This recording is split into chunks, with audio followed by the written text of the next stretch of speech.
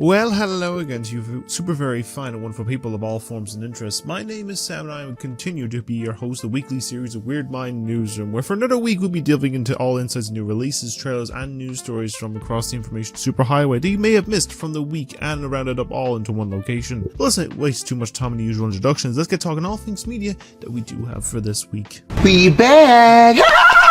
Now, a fair amount of the new releases this week consisted of focus on Blast of the Past stuff, with the focus of this first one bringing us back to an era of the high fantasy of Sunday morning cartoons, where when all-powerful villain tries to control the land and the savior goes missing for a large chunk of their life, it will soon be time for when their moment is right for it to return and prove that they have the power, as it's time to return to the lands of Eternia, as with the release of the all-new take on Masters of the Universe. Now, fleeing a devastating civil war, 10-year-old Prince Adam Glenn, played by Nicholas Galitzine, is spirited away to his mother's home planet of Earth to protect him from all evil forces, which separates him from an ancestor's sword of power. 2 decades pass, and a now adult Adam must return to the planet of Eternia and rediscover his long-lost birthright, becoming the mighty hero of He-Man and leading a few remaining warriors of Eternia against the evil forces of Skeletor, played by Jared Leto. Now, as a new entry of the IP has been decently received with praise in the visuals, performances, mainly on Galitzine, Idris Elba, and surprisingly Leto, and for its campy nature, though some may feel it does not take itself too seriously and the narrative can feel a little too all over the place, but maybe seems a decent entertaining watch for every sense. If you want to check it out for yourself and ready to feel the power, you can check this film out now in cinemas. Our second film of this week, we're keeping things in the comedy side, and the focus where the ideals and concept of the spoof movie have been something that may have died out in the early 2010s due to the sense of some probable poor tastes. But it seems in this regard of things that you can find some success with the changing climate, but they all find a way to see where every line will be crossed. As after about a decade since the last entry and 25 years since the original Queer's last entry themselves, it's time for a return for your scarily crazy comedy, as with the release of the all-new entry of Scary Movie. In the film, we'll see a group of friends reunite when a mass killer they encountered over 26 years ago returned to cause havoc and will do it in a way that will cross every line in the fence in this regards. Now, the reception on this new entry, however, has not been the most well received, as while the concept of the return and tone of the films from the Wayans brothers is seen, the film lacks in the hard belly laughs that many had hoped for, but I'm sure you may find some appeal and comedy in there in general. And if you want to laugh or get offended, then you can catch this new film, also out now in cinemas. Our next release and the first of the TV shows, it's time to gather your crew, prepared to strategize, and for an unexpected outcome of what may lie out there beyond the horizon. As it's time to return to a series based on a beloved real-life campaign of D&D, as we have the release of the 4th season to the popular series of The Legend of Vox Machina. Now, set about a year after the conclusion of season 3 with the Chroma Conclave, the Vox Machina have separated in the search for love, family, and purpose. But the call to adventure is always just a breath away.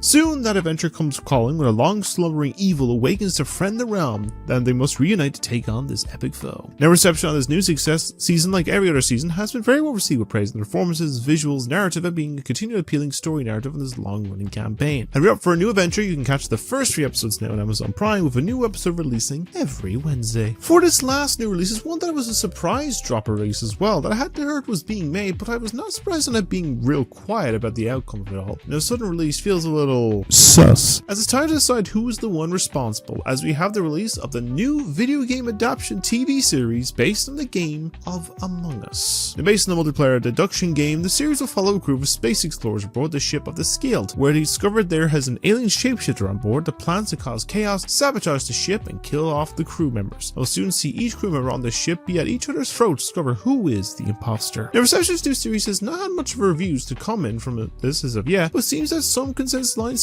seem it's actually not that bad and visually is enjoyable. It doesn't take too much of your time to watch the full show itself. If you want to check it out for yourself, it's available to stream now on Paramount Plus, with the first episode I think airing on YouTube right now. With all that regards now, that's all the new releases that we do have for this week. The lesson is, if you're going to be a criminal, do your homework. Our first on the trailers this week will be bring the question of what would you do in a scenario where your entire street gets up and moved to somewhere in the random point in time, and will bring a wondering of figuring out how and where you will get home and how you will survive in a location that will be a lot for unforeseen dangers. Well, that is what the first film trailer will have for this week, as we have the release of the newest trailer for the upcoming new title of The End of Oak Street. In the film, we'll see a mysterious cosmic event ripping Oak Street from suburbia and transports their neighborhood to someplace unknown in the far distant time period of the past, where a family will soon discover that their very survival depends on them sticking together as they navigate their new, unrecognizable, and more dangerous surroundings. It's a case that we have seen the ideals of a lot of media being a focus the likes of prehistoric creatures in modern settings, settings, with a majority being in no small part from the ongoing Jurassic Park and Jurassic World series. This aspect has been one that I kind of hoped the more recent two entries of this series was going to go with, it being normal civilians trying to live and survive on giant dinosaurs of both herbivore and carnivore will be all out to feast and walking across these lands. It seems from this has some potential to be good and appeal more in that regard of things. Personally, I don't have much of an issue to this, and I feel this could be worth a watch, but I guess we'll find out in due time. It's a new film will be making a trip to the past when it releases into cinemas from the 14th of August.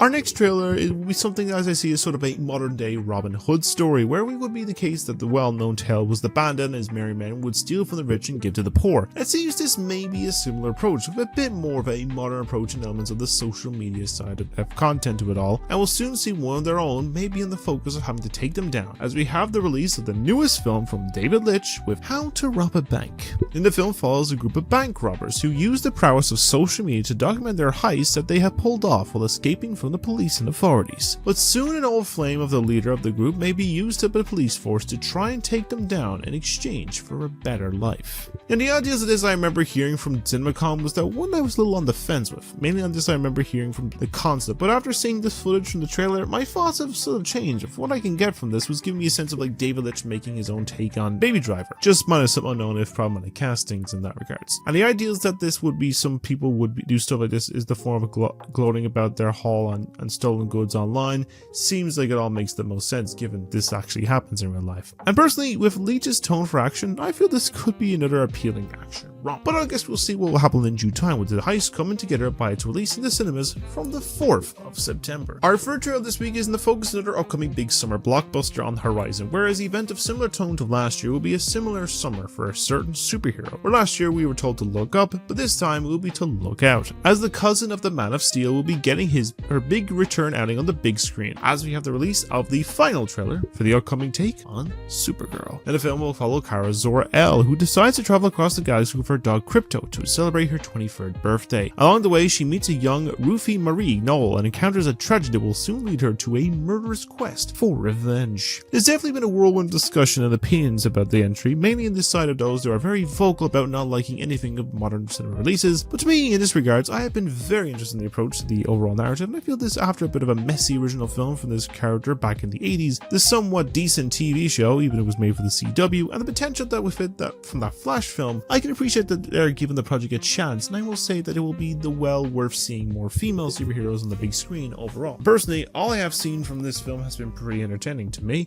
and I look forward to checking this out in due time, as she will be taking flight when it releases in the cinemas at the end of this month, the 26th of June. Our final trailer with one I was not expecting to see this early, but I guess we got to have some small sense of a tease to go off of, and in a sense where everything may be getting a little warmer for these upcoming months, this may be also affecting the entry of a popular animated series that is always known for being more in the cold side of things. As it seems that after a decade since our last theatrical entry, the pack is back with the release of the first teaser for the 6th entry of the Ice Age series with Boiling Point. Now, while plot details are scarce, the reports will see there be a massive dinosaur lava-filled madcap adventure that will see Manny, Sid, Diego, Ellie, and the rest of the herd on a journey to the never-forsaken corners of the treacherous lost world below them. Now, so truth be told in all this, the series of films has always been a bit of a guilty pleasure of mine, as while some of these have a mixed opinion than other movies, I personally have enjoyed them for their concept and efforts for that. Sure, as the series goes on, is a little over extreme, but there is something about them being a little goofy and nonsensical that's just enjoyable. Now, I'm a little on the fence with this given to be the first theatrical release entry not made by Blue Sky since they closed down 5 years ago, but I'm sure they will have the likes that could be another fun little adventure outcome. But I guess we'll see what the plot outcome and the ideals of it in due time, as the film will be bringing the heat into cinemas from the 5th of February of next year. And for all that regards now, that's all the trailers that we do have for this week. What are you doing in my swamp?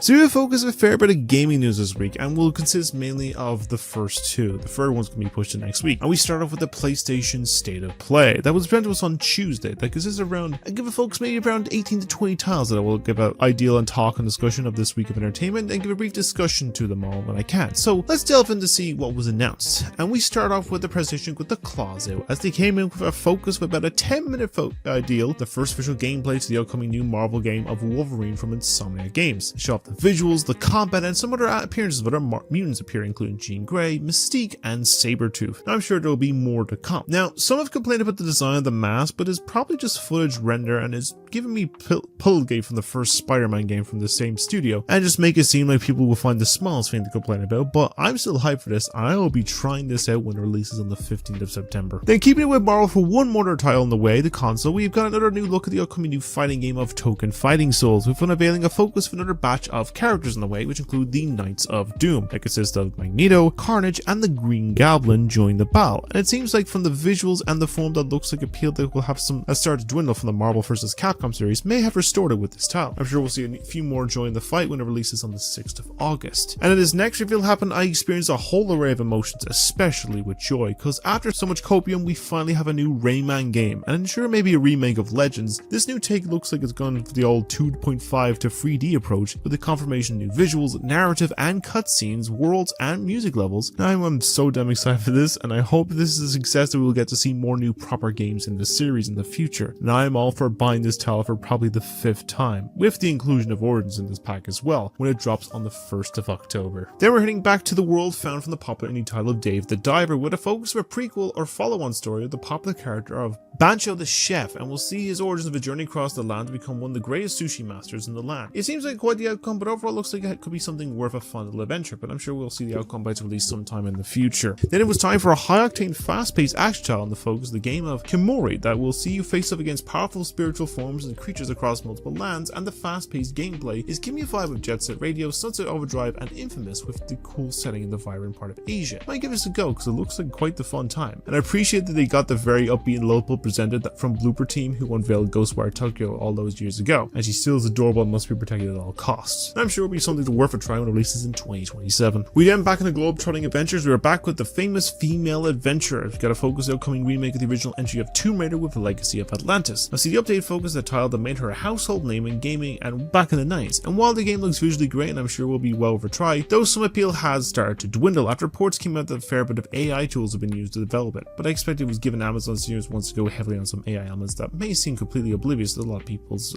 opinions on AI. I'm sure they will have plenty of time to fix those concerns with issues by the release on February 12th of next year. And then for an all-new title that was unveiled at the event and coming to us from Annapurna, it looks like the world will see the crossing of the past coming to effect overall, as we got the unveiling of The Lost Wild. Now a title that will see you have to survive in the wilderness and run down location while avoiding coming of demise from the lot of dangerous prehistoric creatures they use to roam the earth. In the case that it looks like we're getting two titles at the focus of this, with a new IP and one based on the series of Jurassic Park and taking place after the events of that original film. So I'm wondering if this game is still happening on the way, but I'm sure we'll be fine with playing both of them, with this one coming sometime in 2027. Now while the next entry did have a lot of big focus in this day play, we got a focus of a brief tease of the upcoming Phantom Blade Zero, with a masked individual fighting against two other mercenaries while keeping a small child bundled up to him safe, and there's so much quick and flashy action, even a brief glimpse was quite the appeal to watch over time. All revealed that a new special state of play for this title will be unveiled next month, so I'm sure will be worth checking out when it releases on the 20th of October. Then we got a confirmation that Dune Awakening is coming to PS5. The next title was then a new look at the Dynasty Warriors 3 remastered, a new visual focus, so they updated gameplay, visuals, and new character additions from another title in the series, and sure will be worth a try of this classic entry in the series when releases on the 1st of October as well. Then we were shown and unveiled the newest title from the developers of Ori series, with the focus of No Rest for the Wicked. There will be a new top-down strategy-based dungeon crawler with very interesting visuals, unique characters, settings, and narrative. I'm sure we'll be interested to see what the outcome of this project will be, with the 1.0 version releasing sometime this October. Then we are treated an all-new look at the narrative and gameplay of the newest entry of the Onimusha series, with getting a focus on upcoming narrative and some fast-paced gameplay that will bring such an appeal to the overall series. I'm sure I'll give this a proper try when it's set for release now on the 25th of September, so we can get a taste of the title with a demo now available to try on the console. For a fair bit of some spooks and scares from the event, we got an all-new look at a bit of some more gameplay and focus the next entry of the Silent Hill series with Townfall. That will be giving us a new location, a more small remote portside village in the UK, and some mystery from this focus of a recent medical ordeal the character may have been through, and from the focus on the visuals and everything else, it looks like a series may be in a better position position, and likely need the win after the mess of the Silent Hill movie from January of this year. I'm sure we will see by the release now confirmed for the 24th of September. And then we were taken to the skies with an all-new look at the upcoming 8th entry in the popular Ace Combat series of Wings of Thief that will see the overall narrative and team of jet pilots trying to save the world from a powerful mech-based adversary that has appeared and seems to be a challenge for them to solve from causing mass destruction. It seems like it could be a decent time. Now, I haven't played too much of the series, but maybe in the future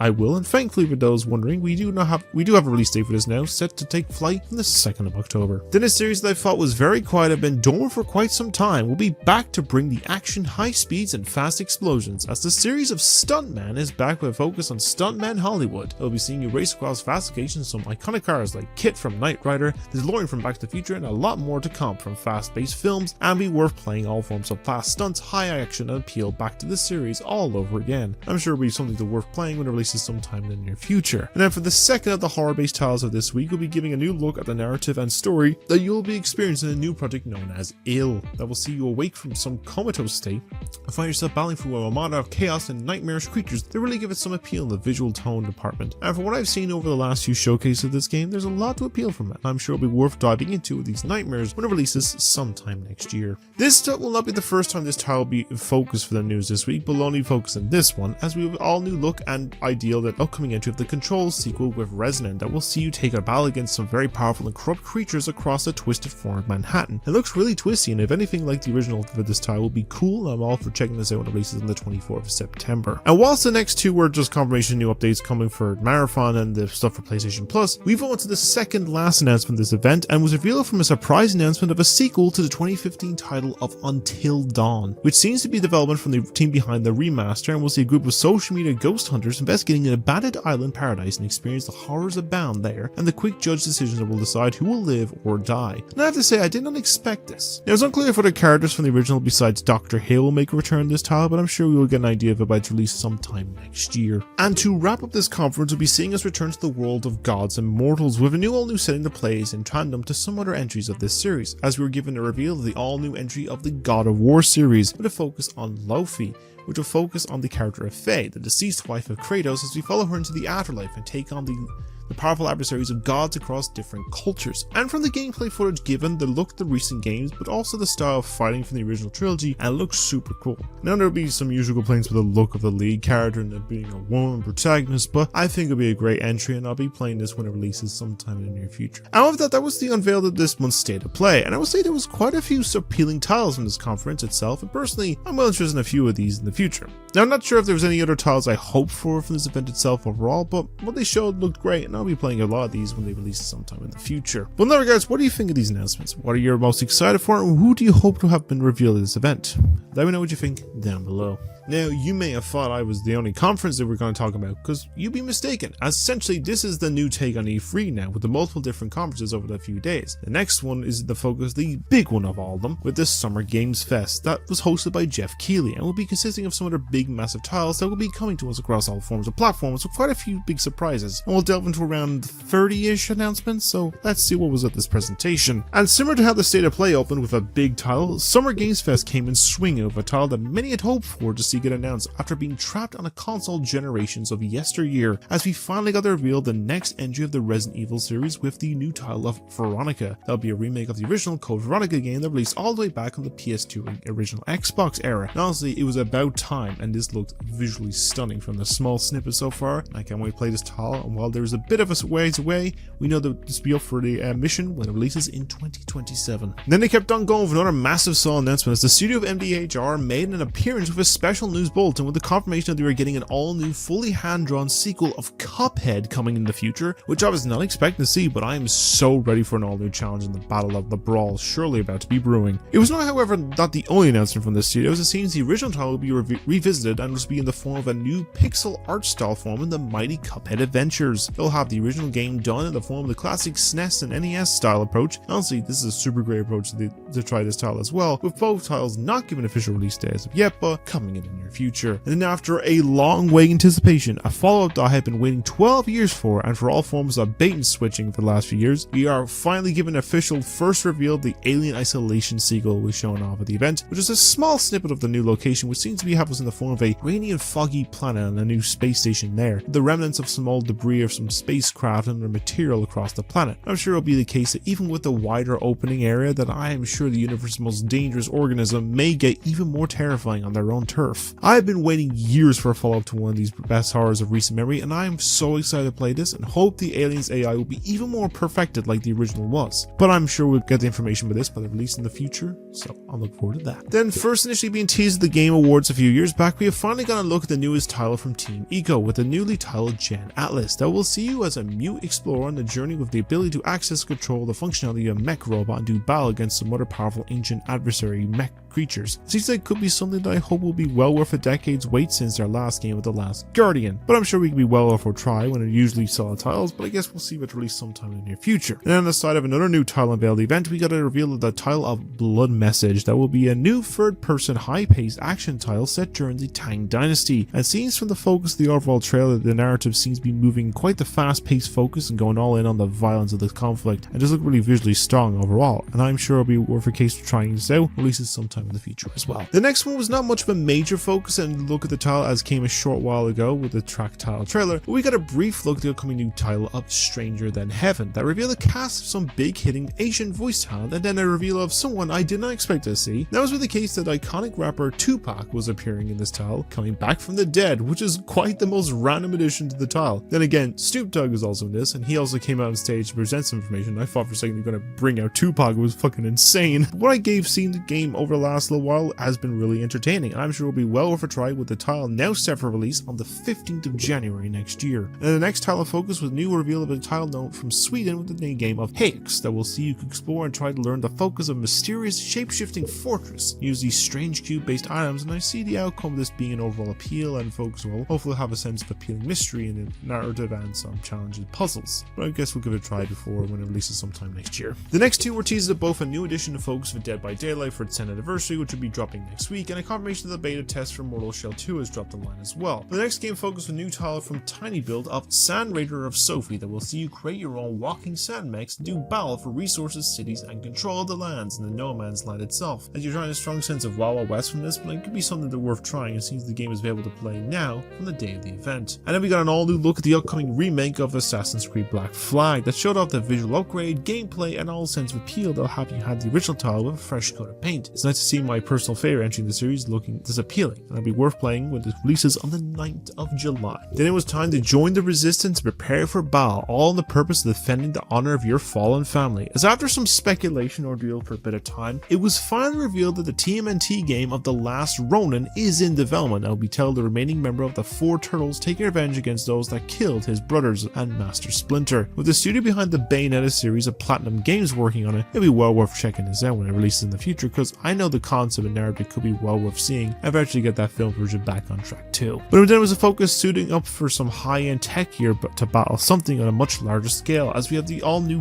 Gundam game with Rogue Orbit that will see you pilot the Helix as Ace Pilot REX as you prepare to slash, smash, and clash your way through powerful mech adversaries and save the world from utter destruction. And it seems the appeal of this series is still there and all present for this franchise, and will be worth setting to go down when the title releases sometime next year. On the one co-op focused game I could see for the moment, we got the reveal of a new title known as Extremely Hard Game that will see you and a friend playing as a pair of ducks or geese as you try and make your way across a selection of strange and challenging levels and keep your shared egg from going sunny side up. I feel this would be an interesting title to do some solid coordination with, but released on the 24th of July. And it was time for the focus of a bit of an all-out combat and warfare, so we got the reveal of an all-new title known as Crossfire that will be a new narrative-based story from the former Naughty Dog and Call of Duty developers that will see you control two different opposing mercenaries and have to work together to fight against a lethal threat. And I can see appreciate for having it the function of a tone of COD, but giving them more cinematic narrative flair. I'm sure it'll be interesting to try when it releases sometime in the near future. The next title in focus was another new look at the Control Resonance series, but since I already discussed in the State of Play, I'll move on to the next reveal, which was the third entry of Guild Wars franchise. It will bring a whole array of new classes, creatures, and battles across a vast and colorful land to make your own and save from destruction with the aid of magic and mystery found across every corner, and I'm sure it'll be appeal when it releases in the fall of 2027. And it was time to prepare for a journey to a galaxy far, far away for the first title in the Star Wars franchise, with a new look on the Galactic Racer. We'll see your mysterious masked character challenging across many different tracks and planets, as well as vehicle types and best racers in the galaxy. It seems like the visual and tone is going to be a lot of appeal and focus on that love the original car racers titles back in the prequel days. I'm interested to give this try on release on the 6th of October. It was then given a look at the new top-down survival game of End of Abyss that will see you explore a deep, dark and unforeseen abyss, discover what lies below while horrors await, while finding a way to get out with your life intact. And I'm sure there'll be some sense of appeal and dread when we try this out when released on the 1st of October. And then we have another new title from Tiny Boot with the focus of a new survival game known as Last Harbor that will see you gear up and stay protected from some undead or supernatural outbreak, the aid of an armored boat on the ocean. And while it looks a little janky, I'm sure it could have some appeal and worth trying when it releases in the future as well. We then got to reveal the newest entry of the popular fighting title of Virtua Fighter with Crossroads. It showed a bit of a narrative, the visuals, and a fair bit of character and focus that we'll be playing in the title, and does look really visually great, and it could be worth a try, even the starting game of the series,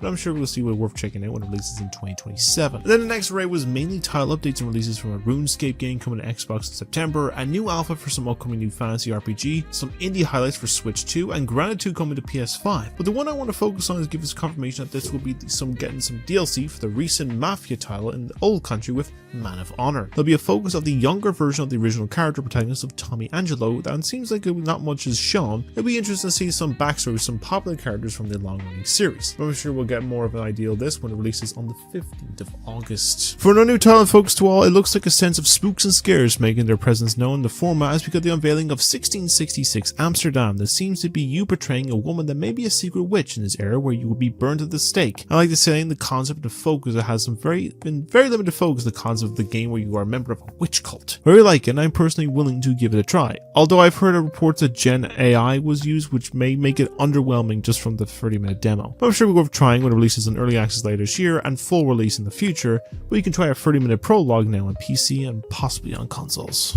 Now this next reveal was one that many had hoped for before the concept of what was entails was revealed, but it looks like it'll soon be time to play a game, as they unveiled a new title based on the series of Saw with Genesis, that while initially well like the first, some were a bit underwhelmed and disappointed that it has become a form of a Dead by Daylight 1v3 based game of survival. I'm sure it'll be some appeal to some and may help bring the work out and find an appeal for both sides, but I'm sure we'll see about it released in the near future. We were going to give it a brief new look at the upcoming entry of the fast-paced action and battle-heavy sequel to Lord of the Fallen, with this being a focus the confirmation of the console and PC apps will be coming to, and the confirmation is released in the fall this year. And then we're returning once again to a galaxy far, far away as unveiling another Star Wars title with Zero Company that being revealed that gave a focus of a more strategic-based entry as you plan out battles across points in the saga and on its own path and achieve victory or die trying in the process. It seems like it could be an interesting approach to the saga, but we can see by its release on the 27th of August. The next title given a focus to was the gameplay and concept and narrative of the upcoming Dawn, the Bloodwalker, that will see you as a daywalker or vampire that will be out for revenge against one that wronged you over a course of centuries in the Gothic medieval era to the present day. And it seems from some cinematics, a bit of gameplay from the past, it does seem like it has some appeal from it all. I'm sure it'll be worth a try when it releases on the 3rd of September. And this next title will be one of 2 releases based on the world Deduction, but since we already talked on one of the new releases, we'll talk on the more playable title, as it was announced that we have a new story-based title on Among Us with On Guard that will see you as a more murder mystery detective story as you become an amateur sleuth and solve the mystery of the death of a crewmate on the ship. I like the approach and the somewhat stylized animation of the game, and it could be a simple fun gimmick game like the murder of Sonic the Hedgehog from a couple years ago, and I give this a go when it releases in the near future. It was then another wave of some quick highlight elements with confirmation new story DLC for 007 First Light, highlights for Switch 2, a new look at the recently released remake of Gothic, a high-octane action focus of Ion 2, and a new look at crossover for Wuthering Heights with Cyberpunk Edgerunners. But the next in focus, the major focus, was an all-new expansion coming to last year's Monster Hunter Wilds with the announcement of Ascendance that will see the focus of capturing all forms of monsters and saving the lands across the vast islands and lands across the sky above and the ground below. And it seems like they have some appeal to help bring some hope back to the series after some mixed outcome of this original entry, with a bit of time from launch, but I'm sure we'll see by its release in 2027. Then what I can see is the only Souls-type battle system game I could see from this event was the new look at some gameplay of the recently announced Swords of Legends, the focus on a fight with a spiritual deity made from a sentient and powerful cloak and mask, and it seemed like it had some sense of skill and focus to it. I enjoyed watching the fight and some of the visual flair that the title provided. I'm sure it could be an interesting element when the game releases in the near future. Our next title will be seen opening the old toy box and busting out these elaborate sets for the stunts, because we get the reveal of an all-new Hot Wheels game with Infinite Rush that will see you take the race and exploration across the vast overworld and drive through to where you desire and interact with some of the well-known familiar set pieces from the massive merchandise product. I'm sure it could be something worthwhile even trying out when it releases on the 24th of September. Then an unexpected appearance at the event occurred as Sonic made an appearance, as it's been a whole thing that Jeff Keighley doesn't really like Sonic or something, but nothing's been made official on that, as the blue blur appeared for a brief mention of some upcoming focus of a year or two edition for Sonic Racing Cross Worlds, with the first 2 packs of the new next wave being a crossover with both Godzilla and Evangelion. They'll see with some new tracks and races to be added to the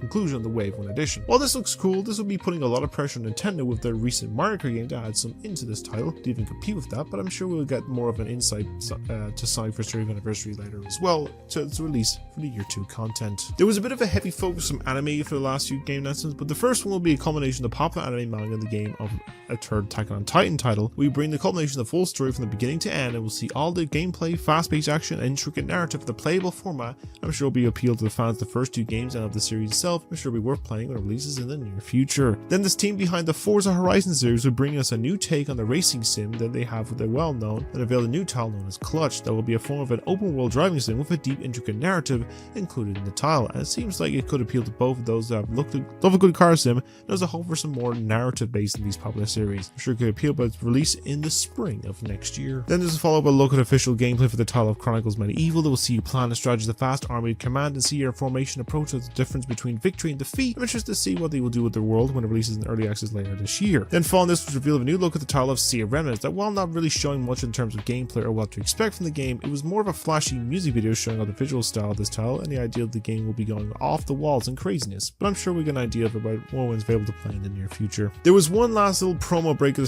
sale on Capcom titles called the recent releases of Requiem Parmata, as well as a new limited time event for Hitman where you hunt down Wiz Khalifa. The next one, I'm surprised that the game is still lived even with the possible clear plagiarism, but was confirmed that Palworld is going full release with the focus of a cinematic trailer and some creatures, and will turn the focus and show the focus of the world, but launched in full release of 1.0 from the 10th of July. And then after presumed dead and buried for a long while, it was finally brought back to life and confirmed that The Wolf Among Us Season 2 is in fact still alive and still in development, and will be back as gruff detective Bigby Wolf and solve some mysterious mysteries and crimes found across Fabletown. I'm sure after this long wait, being first unveiled about a decade ago I think in some regards, that this could all be come together in a hopeful long way of success, but I'm sure we'll see by its hopeful release next year. But to quench that appetite until then, they also confirmed that the original season will be getting a remaster treatment and dropping on all modern consoles and PC sometime this holiday season. While we had a bit of a debate discussion of some online about female characters and their designs in some early footage, it seems to not be discussed an issue after the reveal of the next title in the Stellar Blade series with Blood Rain. That may not be a proper sequel to the original, but more in the reign of a separate story in a somewhat steampunk neon city. But it looks like from the visuals, narrative and combat that it could have a large sense of appeal to it all when the title releases sometime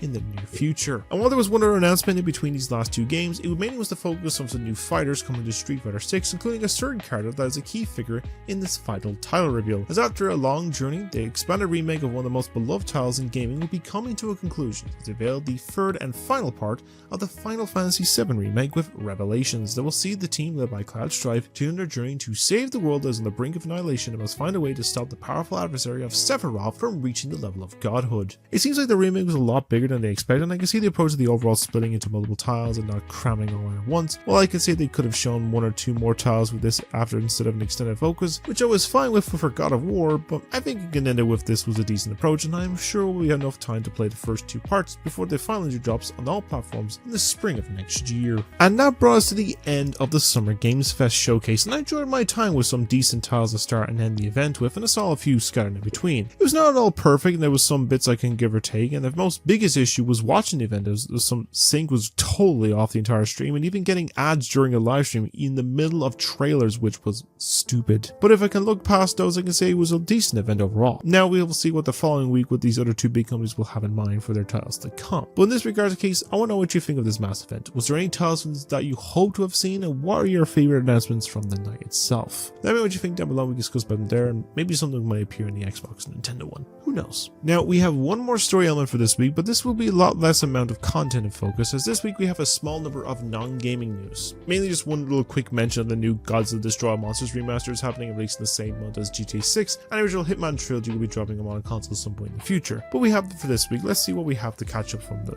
week in general. And the first bit of news is one I'm going to keep brief, is that we have an update on some film news. And while this title is currently making a name for itself at the box office, it looks like we have scratched the surface of this strange place. It was announced earlier this week that a sequel to the Backrooms is currently in development. I'd like to see Parsons back to direct the title. Now, to say this title has been a mass success has been an understatement, as it was A24's biggest opening for a film, the youngest director to hit #1 at just the age of 20, and the highest grossing A24 film at the company. We suspected a sequel was inevitable as Parsons had a lot of world building and mystery to build from in the strange world you can find from no clipping out of reality. I open the case in the regards as well, some of these people that basically hate it because it wasn't based on the games will realize, one, that those are not official games and just ones from Roblox, and two, that it's based more on Parsons' series on YouTube, but I'm sure we will get an idea of them as time goes on. Now, there's no set release idea for when this follow-up will occur, but once I hear anything about this, I'll provide that in a later episode as well. The next project announcement is one that was recently brought up a few weeks ago at the CinemaCon event that seemed to have been a concept for some time, and while the idea could work in an update setting, the choice to helmet may be a bit of a concern. It was confirmed that the Escape from New York remake is currently entering proper development, and the choice of the director for this project is Zack Snyder. Now, on one hand, I'm sure he has the appeal and love of the original with Kurt Russell as Snake Plissken and could get the focus and tone done well. The concern I can see with this would be if he was writing the project as well as it could not only blend well tonally with the setting and tone, but we can also see an excessive amount of slow-mo in the project, and the concern this will be the rise again of the Snyder cult, who will deem anything he touches as being masterpieces and as being a better adaptation of the original or of the genre, which seems to be very little on how they set about the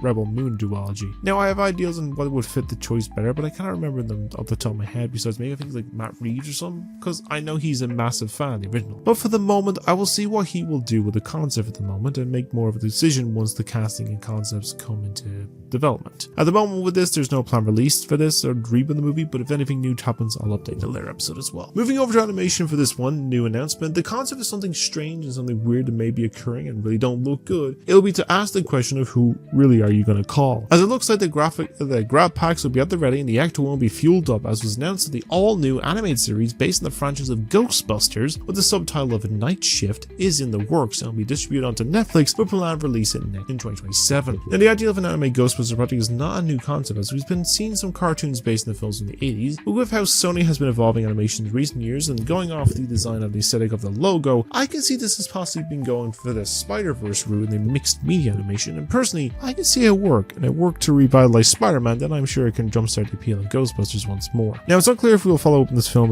in some way, or if any of the cast of the films, whether original 2016 reboot or recent revivals, would be involved. But once you hear anything about this, I'll provide that in a later episode as well. The last of the stories we'll focus on for this week will be one that is more of a reportedly concept rather than a possible confirmed concept, as the one will be coming to us from the company that I love, even with some drama related to the brand and some other form of things, with Lego. Now, we've had talked a fair share of sets and rumors from the likes of a new Mario Kart build, the Tintin Rocket, a large build, SpongeBob set, and even Snoopy, just to name a few. Well, it looks like there's another set coming in soon that will be connected to another concept I talked about a little while ago, and just recently released a set of this IP just this week. As I'm going, of course, talking once again about the popular green ogre of Shrek. As well, we've just got an all-new set based on a large build of the character alongside Donkey and a Puss in Boots minifig. There seems to be a case we have that may be the first set concept based on the upcoming 5th film in this series, and seems to be the one many of us thought the first idea set was going to be. Now, according to those reported leaks, this seems we are getting a fully buildable set based on Shrek's Swamp that will include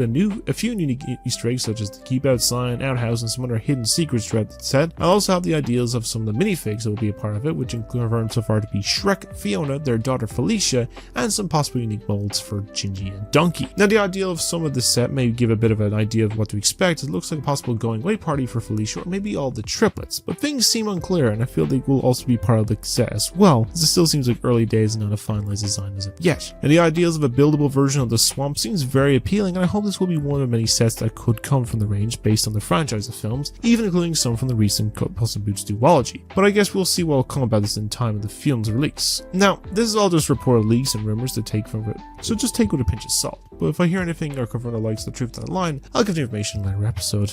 But what do you make of these stories? Will you be checking out the Backrooms sequel, and what did you think of the first one? Do you see the Escape from New York project as being a decent outcome? What approach to the animation will this new Ghostbusters series go with, and will it be a follow-up return to the new cast, or a follow-up of returning or a new cast list? And what are your thoughts on a reportedly leaked Lego Shrek set? Let me know your think at all locations down below, and with all that regards, that's all the news that we do have for this week. Hey there! If you want to find my sunken treasure chest, you'll have to try better than that. And in case with all of that, that ends episode 159 of We're My Newsroom. I hope Joe ramblings for probably about 40 minutes or so. Right, we're gonna fly through these updates and stuff. So reviews wise, the last few days, basically this is basically taking over the focus for the writing reviews, but I will get back to it quick enough. I'm gonna get to doing some film reviews, Snack Taste box office. I probably will do Last of Us, and I'm gonna do maybe Digital Circus as the next one, just because I did watch the finale in cinemas as well, and I get my thoughts on it, but won't go into major spoiler stuff in that regards of things. I'll just say I really enjoyed it in that regards of stuff, but I'll give my quick thoughts on everything. But look forward to those. Gameplay stuff in that regards of things. I will get around to uploading some more VODs, the case with DK Bonanza, Mario Wonder, Cyberpunk, Star Wars Outlaws, and a few other games like Ventilate, COD, Alan Wake, Resident Evil, and more will be coming on as well. So I'll have more VODs from the Tomodachi Life, hopefully Hollow Knight, and I'll get back to re-record the opening of Hollow Knight and Resident Evil Requiem, as well as the middle parts and stuff like that to get all together. So look forward to those. And in the case of some long form stuff, the rewatch fun still happening, the AI Orange Choice video still happening, Anticipated Media will probably still happen, but I might just keep that and push it for next year. I don't know. Horror Most Board is going to still happen, the time lapse is still going to come along, and a few other ones are coming. So look forward to those in due time in that regards of things. But with this regards, I'm going to end the episode there for now. So as always, if you like what you see here, want to see more from me or more frequently, then simply like and subscribe. I upload new stuff every single week. I apologize if it's just been this for constantly. I've just been busy, balancing work and just getting some of these done when I can. It's a very tiring time when I come in from work and I just like want to pass out and go for a nap. But that regards things. But I'm hoping to aim for 750 to 1,000, so any support would be greatly appreciated. Let me know your thoughts on everything discussed this week, from the new releases, trailers, and news stories this week. Just all your thoughts down below in the comments. Let's have a conversation. Let's keep it civil and wholesome, and you can see both sides of things as well. If you want to get yourself 10% off Pure Crack, use my code Sam Harrison. That's all one word, all caps. You know the case. You can link in the description down below to get some tasty beverage. But with that regards, I think I'll end there for now. So as always, you all stay being wonderful people. Have a great day every day, doing many great things, and keeping you because nails do you too. And take care of yourself because mental health is very important. Now I've been your host Sam, of course. I shall see you all in the next episode, and I'm gonna go to bed. So thank you, and I'll see you later.